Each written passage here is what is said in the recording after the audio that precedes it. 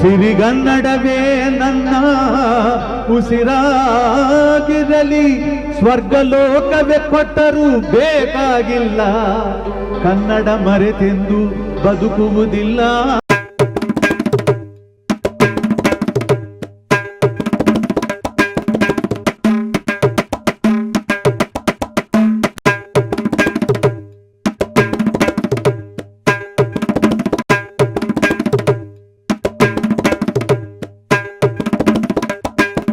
ಸಂಗೀತ ಕ್ಷೇತ್ರದ ಒಂದು ಬೆನ್ನೆಲುಬು ಅಂತ ಹೇಳ್ಬೋದು ನಮ್ಮ ಈ ಮೃದಂಗ. ಎಷ್ಟೋ ಕಲಾವಿದರಿಗೆ ಅವರು ಮೃದಂಗವನ್ನು ನುಡಿಸಿ ಹೊಸ ಹೊಸ ಪ್ರತಿಭೆಗಳನ್ನೆಲ್ಲ ತಂದಿದ್ದಾರೆ. ಇವರು ತನ್ನ ಅನೇಕ ಶಿಷ್ಯಂದಿರ ಜೊತೆಯಲ್ಲಿ ಅನೇಕ ಕಾರ್ಯಕ್ರಮಗಳನ್ನು ನೀಡಿ ಇವತ್ತು ನಾಡಿನೆಲ್ಲೆಡೆ ಖ್ಯಾತಿಯನ್ನ ಗಳಿಸಿದವರು. ಅವರೊಂದು ದೊಡ್ಡ ಕಲಾವಿದ. ಒಂದೇ ರಾಗದಲ್ಲಿ 3-4 ಶೈಲಿಯನ್ನು ಹಾಡಿಸಿ ತೋರಿಸುವುದಕ್ಕೆ ಆಗ್ತದೆ. ಹೀಗೆ ರಾಗದಲ್ಲಿ ಹಾಡುವಾಗಲೂ ಬರ್ತದೆ, ಹಾಗೆ ಅದನ್ನು ಮಾಡಿದರು. ಅದು ಉದಾಹರಣೆಗೆ ಈಗ ಲಾವಣಿ ಸಾಧಾರಣ ಜಾವಳಿ ಪದ್ಯದ ಹಾಗೆ ಶ್ರೀವೇಷ ಗುಣಿಸುವುದು ಒಂದು ಪದ್ಯ ಹೇಳ್ತದೆ. ಅದು ಬೇಕಾದ್ರೆ ಸ್ವಲ್ಪ ಹಾಡಿ ತೋರಿಸೋದು. ಅದು ವಿಳಂಬ ಆದಿತಾಳ ಅಂತ ಹೇಳ್ತದೆ. ನಾವು ಶಾಸ್ತ್ರೀಯಲ್ಲಿ ಚೌಕಕಾಲ, ವಿಳಂಬ 2 ಅಕ್ಷರಕ್ಕೆ. ಕಾಮಿನಿ ಕರೆದು ತಾರೆ ಶ್ರೀ ಮಂಜುನಾಥ ಸ್ವಾಮಿಯ ಭೇಟಿಗ ರೈ. ಈ ಮಹಿಯೊಳಗಿಂತ ಪುರುಷನುಳ್ಳನೆ ಕಾಂತೆ, ಭೀಮಬಲನು ಬಲು ಸಾಮರ್ಥ್ಯನು ಇವ ಪ್ರೇಮದಿ ಕರೆದರೆ ಕಾಮಿತವೇವನ. ಇದನ್ನು 2 ಕಾಲ 3 ಕಾಲ ಮಾಡುವ ಪದ್ಧತಿ ಅಂದರೆ ಪ್ರೇಮದಿ ಕರೆದರೆ ಕಾಮಿತವೇವನ, ಪ್ರೇಮದಿ ಕರೆದರೆ ಕಾಮಿತವೇವನ, ಪ್ರೇಮದಿ ಕರೆದರೆ ಕಾಮಿತವೇವನ, ಪ್ರೇಮದಿ ಕರೆದರೆ ಕಾಮಿತವೇವನ, ಪ್ರೇಮದಿ ಕರೆದರೆ ಕಾಮಿತವೇವನ. ಕಾಮಿನಿ ಕರೆದು ತಾರೆ ತತ್ತೈ ದಿನ್ನತೈ ತೋಂತನ ದಿನ್ನತೈ, ತತ್ತೈ ದಿನ್ನತೈ ದಿನ್ನತೈ ದಿನ್ನತೈ ತೋಂತನ ದಿನ್ನತೈ ದಿನ್ನತೈ ದಿನ್ನತೈ. ಹೀಗೆ ಕುಣಿಸುವಂಥ ಈ ಕುಣಿಯುವ ತಾಳ ಇದಕ್ಕೆ. ಇದನ್ನು ಎಷ್ಟೋ ಚರ್ಚೆ ಮಾಡುವರಿದ್ದಾರೆ. ಚರ್ಚೆಯಲ್ಲಿ ಬಂತು 7 ಅಕ್ಷರದಿಂದ ಶುರು ಮಾಡಿ 14 ಅದು 28 ಬಂದಾಗಲೂ ಒಂದು ತಾಳ ಆಗ್ತದೆ. ಕಾಲದ ಇದನ್ನು ಕರೆಸಿ ಎಲ್ಲ ತಾಳಗಳಲ್ಲಿ ಇಂಥ ಕಾಲ ಪ್ರಮಾಣದಲ್ಲಿ ಬರುವಾಗ ಇಂಥ ಮಟ್ಟು ಅಂತ ಆಗ್ತದೆ. ಅದು ಹಾಗೆ ತಾಳದ ಸಂಖ್ಯೆಗೋಸ್ಕರ ಕೆಲವರು ತುಂಬ ಚರ್ಚೆ ಮಾತಾಡುವವರಿದ್ದಾರೆ. ಅದೆಲ್ಲ ಬೇಕಾಗಿಲ್ಲ. ಅದು ತಾಳಕ್ಕೂ ವಾಕ್ಯಕ್ಕೂ ಸಂಬಂಧ ಇರಬೇಕು ಸರಿಯಾಗಿ. ಅದು ಇದನ್ನು ಮಾತಾಡ್ಬೋದು ಪದ್ಯ ರಾಜ್ಯಗಳು. ಕಡಲಿನ ಒಂದು ಬೋರ್ಗರೆತ ಇದೆಯಲ್ಲ, ಮೊರೆತ, ಅದಕ್ಕೆ ಹೋಲಿಸ್ಬೋದಾ? ಅದು ತರಂಗದಂತೆ ಎಡ ಕೈಯಲ್ಲಿ ನಾದ ಬರೆಸುವುದು ಒಂದುಂಟು. ಅದು ಈಗ ತಬಲದ ಡಗ್ಗದಲ್ಲಿ ಬರೆಸೋದು ಸುಲಭ ಆಗುತ್ತೆ. ಆದರೆ ಮೃದಂಗಲ್ಲಿ ಬರೆಸ್ಬೇಕಾದ್ರೆ ಸ್ವಲ್ಪ ಪ್ರಯಾಸ ಉಂಟು. ಅದು ಎಲ್ಲರ ಕೈಯಲ್ಲಿ ಬರುವುದಿಲ್ಲ. ಅದನ್ನು ಈ ಬಲಗೈಯಲ್ಲಿ ನುಡಿಸುವ ನಾದಕ್ಕೆ ಈ ಎಡಗೈಯಿಂದ ಬರುವ ಧಿಂಕಾರದಲ್ಲಿ ದಿನ್ ದಿನ್ ದಿನ್ ಅಂತ ಅರ್ಧ ಸ್ವರವನ್ನು ಬರೆಯುವುದು ಉಂಟಲ್ಲ, ನಮ್ಮ ಅರ್ಕ ಬರೆದಾಗಿ ದಿನ್ ತುಮ್ ಇತ್ಯಾದಿ ಆ ಪ್ರತಿಧ್ವನಿ ಬರುವಂಥದ್ದು, ಓಂಕಾರ ಬರುವಂಥ ಶಬ್ದಗಳು ಬುದ್ಧಿಯಲ್ಲಿ ಬರುವಂಥದ್ದು. ಅದನ್ನು ಅಲೆಯಾಗಿ ನುಡಿಸೋದು ಹಿಂದಿನವರು ನುಡಿಸಿದ್ದು ಉಂಟು. ನಾವು ಕೇಳಿದ್ದೇವೆ, ನಾವು ಅಭ್ಯಾಸ ಮಾಡಿ ಸಂದರ್ಭದಲ್ಲಿ ಎಲ್ಲ ಸಂದರ್ಭದಲ್ಲಿ ನಮ್ಮಿಂದಲೂ ಆಗೋದಿಲ್ಲ. ಅದು ಕಷ್ಟ ಆಗ್ತದೆ. ಕಡಲಿನ ತೆರೆಗೆ ಸಮಾನಾಂತರವಾಗಿ ಅದಕ್ಕೆ ತರಂಗ ನಾದ ತರಂಗ ಅಂತ ನುಡಿಸ್ಬೋದಾ? ಅದು ಬರೆಸೋದು ಬರದೇನಿಲ್ಲ. ಅದು ಕಡಲಿನ ಧ್ವನಿಗಲ್ಲ, ರೈಲ್ವೇ ಇದಕ್ಕೆ ನುಡಿಸುವವರು ಶಬ್ದ ಉಂಟು ಮಾಡಿದವರು ತುಂಬ ಜನ ಇದ್ದಾರೆ.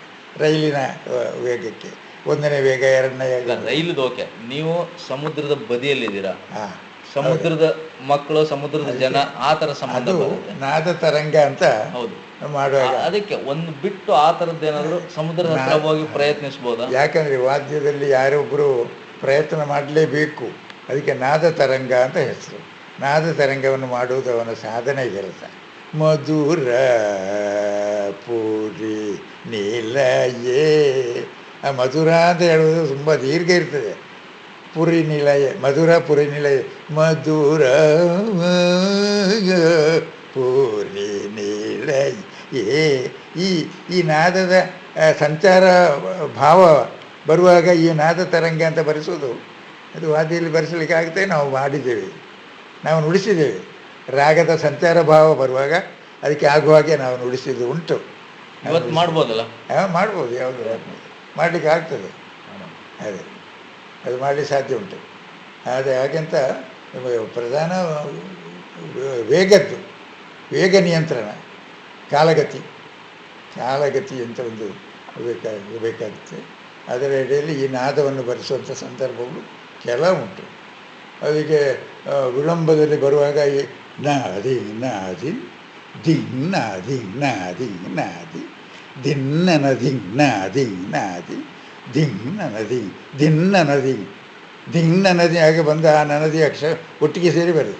ದಿನ್ನನದಿ ನಾದಿ ಅದಿ ದಿನನನದಿ ನಾದಿ ಅದಿ ಕೆಡದಾಗ ನಾದಿ ದಿನ್ನಾದಿ ನಾದಿ ದಿನಕ್ಕು ನಾದಿ ನಾದಿ ಅದಿ ದಿನಕ್ಕೂ ನಾದಿ ನಾದಿ. ಇದರ ನಡೆಯಲ್ಲಿ ನಾವು ನಾದಿನ್, ಆ ನಾದಿನ್ ಹೇಳುವುದರಲ್ಲಿ ಅಕ್ಷರಗಳನ್ನು, ಅದು ನಾದ ತರಂಗ ಅಂತ.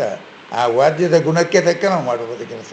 ವಾದ್ಯದಲ್ಲಿ ಗುಣ ಸರಿ ಇಲ್ಲದೋದರೆ, ಎಡಬಲ ಎಲ್ಲ ಸರಿಯಾಗಿ ಸೇರಿದಿದ್ರೆ ಅದನ್ನು ಸುಮ್ಮನೆ ಹೇಳಬಾರ್ದು. ಅದು ಸೇರಿ ಬರುವುದಂಥ ಸಂದರ್ಭಗಳು. ಇದರಲ್ಲಿ ಪ್ರಸಿದ್ಧಿ ಹಿಂದಿನ ಕಾಲದಲ್ಲಿ ಅಳಗನ್ನಂಬಿ ಅಂತ ಹೇಳುವವರ ಒಂದು ವಿದ್ವಾಂಸರನ್ನು ಎಲ್ಲರ ಬಾಯಲ್ಲಿ ಹಿಡಿತು. ಅಳಗನ್ನಂಬಿ ಹಾಗಂತ ಒಂದು ಕಾರ್ಯಕ್ರಮದಲ್ಲಿ ಪಾಲ್ಗಾಟ ಮಣಿಯರು ನುಡಿಸಿದೆ ಕೇಳಿದ್ದೇನೆ ನಾನು. ಅವರ ಬರೀ ನಾದವನ್ನೇ ತುಂಬಿಸಿಕೊಂಡು ಬಂದದ್ದು. ಈ ಅಕ್ಷರ ಚೊಲ್ಲುಗಟ್ಟು ನುಡುಕಾರಗಳು ಬೆರಳಿಂದ ಒಂದೂ ಇಲ್ಲ, ಬರೀ ಮೃದಂಗದಲ್ಲಿ ನಾದವನ್ನೇ ಮಾಡಿಕೊಂಡು ಬಂದದ್ದು ಒಂದು ದೊಡ್ಡ ಕಾರ್ಯಕ್ರಮದಲ್ಲಿ ನಾವು ನೋಡಿದ್ದೀನಿ. ಮಾಡಲಿಕ್ಕೆ ಸಾಧ್ಯ ಉಂಟು. ವಾದ್ಯದಲ್ಲಿ ಗುಣ ಮಟ್ಟ ಎಷ್ಟು ಮಟ್ಟಿಗೆ ಉಂಟು ಅಷ್ಟಕ್ಕೆ ನಾವು ಕೆಲಸ ಮಾಡಬಹುದು. ಹಾಗೆ ಅಂತ ಯಾರೋ ಆಶ್ಚರ್ಯವಾಗಿ ಕೇಳಿದರು, ನೀವು ಸಪ್ತಸ್ವರ ಬಾರಿಸಿದ್ದೀರಾ ಮೃದಂಗದಲ್ಲಿ? ಸಪ್ತಸ್ವರ ಬಾರಿಸೋದಲ್ಲ, ಸಪ್ತಸ್ವರಕ್ಕೆ ಬರುವ ಹಾಗೆ ಬಾರಿಸಿ ನಮ್ಮ ಬುದ್ಧಿವಂತಿಕೆಯಲ್ಲಿ ನಾವು ಮಾಡ್ಕೊಂಡಿದ್ದೀವಿ ಸಪ್ತಸ್ವರ. ಅದು ಇಲ್ಲಿನ ಕೆಳಗಿನ ಸಾಯಿಯಿಂದ ಹಿಡಿದ್ರೆ ಮೇಲಿನ ಸಾಯಿಗೆ ಹೋಗುವವರೆಗೂ ಇದು ಮೊಲ ಓಡಿದಾಗೆ ಸಂಗತಿ. ಅದು ಅಲ್ಲಿ ಒಂದು ಆಮೆ ಅಡಗಿದೆ, ಇಲ್ಲಿ ಒಂದು ಅಡಗಿ, ಇಲ್ಲಿಂದ ಒಂದು ಶಬ್ದ ಉಂಟು ಮಾಡಿ ಮೇಲಿನವರಿಗೆ ತಲುಪಿಸುವುದು, ಅದು ನಾದ ತರಂಗದಲ್ಲೇ ಬರಬೇಕು. ಎಲ್ಲಿದ್ದರೆ ಮಾಡೋದಕ್ಕೆ ಸಾಧ್ಯ ಆಗೋದಿಲ್ಲ ಮೃದಂಗದಲ್ಲಿ. ಅದೇ ಹಾಗೆಂತ ಯಕ್ಷಗಾನದಲ್ಲಿ ಬಾರಿಸುವಾಗ ಸಾಧಾರಣ ಸ್ಥೂಲ ಅಕ್ಷರಗಳು ದೊಡ್ಡ ಅಕ್ಷರಗಳಲ್ಲೇ ಬಾರಿಸಿ ಅವರ ಹೆಜ್ಜೆಗಾರಿಕೆಗೆ ಅನುಕೂಲವಾಗಿ ನುಡಿಸಬೇಕು. ಅವರ ಇನ್ಯಾವುದಕ್ಕೂ ನಾವು ಹೋಗೋದಲ್ಲ, ಅವರ ಹೆಜ್ಜೆಯನ್ನು ಕಾಲು ನೋಡಿಕೊಂಡು ನುಡಿಸಬೇಕು. ಭರತನಾಟ್ಯಕ್ಕೂ ಅಷ್ಟೇ, ಕಾಲಿನಲ್ಲಿ ಮೇಲೆ ಲಕ್ಷ್ಯ ಇಟ್ಟುಕೊಳ್ಬೇಕು. ಪದ್ಯದ ಮೇಲೂ ಕಾಲಿನಿಟ್ಟುಕೊಂಡು ಅದು ಅವರವರ ಸ್ವಂತ ನೈಪುಣ್ಯದಲ್ಲಿ ಬರೆಸಿ. ಹಾಗೆಂತ ಸಂಗೀತದಲ್ಲಿ ಆಗಲ್ಲ. ಸಂಗೀತದಲ್ಲಿ ನುಡಿಸುವಾಗ ಆಕಾರಗಳು ಬರ್ತದೆ. ಒಂದು ವಾಕ್ಯವ ಹೇಳಿ ಅದರ ಹಿಂದೆ ಬರುವ ಆಕಾರಗಳನ್ನು ಫಾಲೋ ಮಾಡಬೇಕು. ಅದು ಉದಾಹರಣೆ ಬೇಕಾದರೆ ವಾತಾಪಿ ಗಣಪತಿ ಹಾಡ್ತಾರೆ, ವಾತಾಪಿ ಕೀರ್ತನೆ ಹಾಡ್ತಾರೆ. ವಾತಾಪಿ ಗಣಪತಿ ಬದೇಕಂ ವಾತಾಪಿ ಗಣಪತಿ ಬದೇಕಂ ವಾತಾಪಿ ಎರಡು ಗಣ ಮಾಡ್ತಾರೆ. ವಾತಾಪಿ ಗಣಪತಿ ಬದೆ, ಹೀಗೆ 6 4 ಕೂಡಿಸು 16 ಮಾಡ್ತಾರೆ. ಹೀಗೆ ಎಲ್ಲ ಮಾಡಿ ವಾರಣಾಸಂ ವರಪ್ರದಂಸೆ ವಾತಾಪಿ ಎಲ್ಲ ಕಳೀತು. ಭೂತಾದಿ ಸಂಸೆ ಕಡೆಗೆ ವರ ಭೂತಾದಿ ಸಂಸೇವಿತ ಚರಣ ಭೂತ ಭೌತಿಕ ಪ್ರಪಂಚಭರಣಂ ವೀತರಾಗಿಣ ವಿನತ ಯೋಗಿನ ವಿಶ್ವಕಾರಣ ವಿಘ್ನವಾರಣ. ಇದು ಹೇಳ್ಕೊಂಡು ಬರುವಾಗ ಪುನಃ ವಾತಾಪಿ ವಾತಾಪಿ ಗಣಪ ಅವು ಆಕಾರ ಅಭ್ಯಾಸ ಇರುವಂತೆ ಬುರ್ರಂತ ಹೊಡಿತಾರೆ. ಅದು ನಮ್ಮ ಬೆರಳಲ್ಲಿ ಬರಬೇಕು, ನಾವು ನುಡಿಸುವಾಗ ವಾದ್ಯದಲ್ಲಿ ಬರೆಸ್ಬೇಕು ಅದನ್ನು. ಅವರು ಆಕಾರ ಅಭ್ಯಾಸ ಇರುವವರು ಚೆನ್ನಾಗಿ ಅದನ್ನು ಆ ಆಕಾರದ ಅಭ್ಯಾಸದ ಮೇಲೆ ಎಷ್ಟೆಷ್ಟು ಅಕ್ಷರಗಣಗಳು ಬರುತ್ತೆ ಅದನ್ನು ನಾವು ಗೊತ್ತಿದ್ದು ಅದು ಅಷ್ಟೇ ಅಕ್ಷರಗಣಗಳು ಇದರಲ್ಲಿ ಇರ್ತದೆ. ತೊಗ್ಗಿಡಿದ ಅಂತ ಬರ್ತದೆ. ಹಾಗೆ ಬರುವ ತರಿಗಿಡಿದ ಅದು ಬರ್ತದೆ. ಗಿಡ ಉದ್ದಕ್ಕೂ ಬರ್ತದೆ. ಇದೆಲ್ಲ ಅಭ್ಯಾಸ ಮಾಡಿ ಅಲ್ಲಿಗೆ ಆ ಆಕಾರದಲ್ಲಿ ಅವರು ಎಷ್ಟೆಷ್ಟು ಬಿರುಕುಗಳನ್ನು ವಿನ್ಯಾಸ ಮಾಡ್ತಾರೆ ಅದನ್ನು ನಾವು ಕೈಯಲ್ಲಿ ಬರೆಸಬೇಕು. ಅದು ಶಾಸ್ತ್ರೀಯದಲ್ಲಿ ಇರುವಂಥದ್ದು. ಕುಣಿತಕ್ಕೆ ಅದೊಂದು ಮಧ್ಯದಲ್ಲಿ ಸೇರಿಸಬೇಕು ಅಕ್ಷರ ಗಣಗಳಾಗಿ. ಈ ನಡೆಯನ್ನು ಶುದ್ಧವಾಗಿ ಕೊಟ್ಟು ಗಾತು ಹುಸಿ ಅಂತ ಸಂಚಾರ ನಡೆಯನ್ನು ಕೊಡಬೇಕು. ಅದು ಕುಣಿತಕ್ಕೆ ಬರುವಂಥ. ಮತ್ತು ಅವರು ಕೂತುಕೊಂಡ ಇತ್ಯಾದಿ ಎಲ್ಲ ಅಭಿನಯ ಮಾಡುವಲ್ಲಿ ನಾವು ಸ್ವಲ್ಪ ಸಂಚು ಮಾಡ್ಬೋದು. ಸಂಚುಗಾತು ಬೇಕು. ಎಲ್ಲ ಸಮಯದಲ್ಲಿ ಒಂದೇ ಥರ ಪ್ರೌಢಿಮೆಯನ್ನು ಮಾಡಿದರೆ ಹಾಡುವವರ ಇದಕ್ಕೆ ನಾವು ಬೆಲೆ ಕೊಟ್ಟಾಗ ಕಾಣೋದು. ಇದಕ್ಕೆ ಅನುಸರಿಸಿ ಬರುವಂಥ ಪಕ್ವವಾದ್ಯ ಧರ್ಮ ಅಂತ ಉಂಟು. ವೇದಿಕೆಯಲ್ಲೇ ನಾನು ಗಟ್ಟಿಗನಾಗಿದ್ದೇನೆ ಅಂತ ಹೇಳ್ಕೊಂಡಿರುವುದಲ್ಲ, ತಿಳಿದವರಿತ ತಿಳ್ಕೊಳ್ಳುವಂಥದ್ದು ಯಾವಾಗಲೂ ಬೇಕು. ಹಳ್ಳದ ನೀರಾಗಿರಬಾರ್ದು, ಹರಿಯುವ ನೀರಾಗಿರಬೇಕು.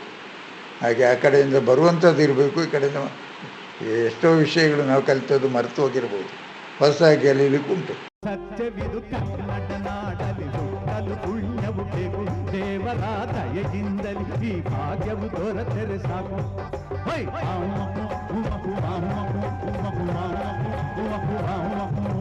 ಆ